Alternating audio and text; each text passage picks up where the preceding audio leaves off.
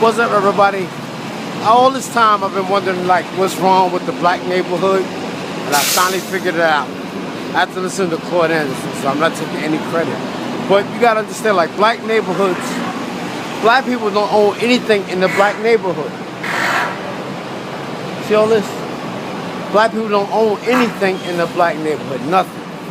You know, we're consumers, and like Claude Anderson was saying, he said by the year 2013, black people will become a permanent underclass where we are reduced to nothing but beggars and thieves. And who do you see on the train begging the most? Black people. You know, and that's what it come down to. And you know, like, that's, you gotta understand, like, when black people first came to America, we was brought from Africa to America for one reason and one reason only. And that was to make white people rich. That was to create white wealth. That's it, real simple.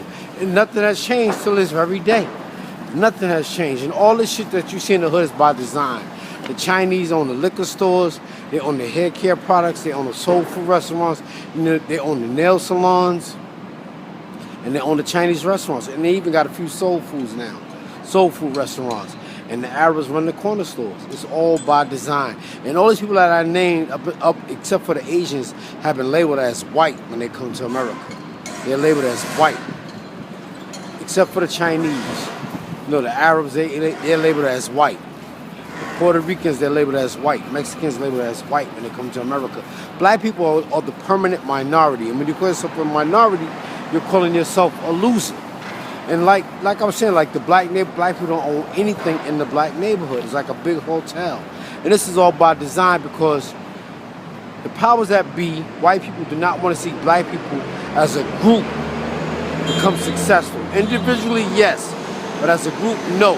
And the reason being is because there were public policies and edicts that stated that black people should never enjoy the fruits of America as a group. Individually, yes. And this is why you have black millionaires like Oprah, Michael Jordan, and Bill Cosby, and all these guys. But they must never go back to the neighborhoods that they come from and help black people as a group. They'll build basketball courts and shit like that, but you never see them build libraries or something substantial. But that's even why Oprah got all that money and she went back to help Africans. What can Africans do for black people? They can't help black people in America. Oprah's not from Africa. She's African American, but she's never lived there. Why she gonna help them? Why she didn't help African Americans first, and then African Americans can help Africa? But she gives all her money to the Africans. What can they do for us? Nothing. But back to what I was saying, as a group, black people must never become successful in America because white people do not want that. They do not want that. And I'm not to sound racist or bigoted or anything like that, but white people just don't want it because they fear that they will be eliminated. So as a group, black people must never become successful. As an individual, yes. And this is why they don't want strong communities in America. They don't want strong black communities. You know, at one time we had strong black communities, but what happened? White people will come burn the shit down. Say somebody looked at a white woman, go kill a black man. Somebody whistled at a white woman, they go burn the whole fucking town down. Because white people have a fear of a strong black community. They don't want that. They want black people to be like plankton and shrimp krill at the bottom waiting for crumbs while they feed off of us. The rich and powerful are the whales, and the black people are the plankton and the shrimp krill, and they eat off of us. And white people do not want that. They want black people to be a permanent underclass, and that's what the prisons and all that shit is for, to keep the ball rolling. And the prisons create jobs for white people. That's all that shit do. That's all that shit is for.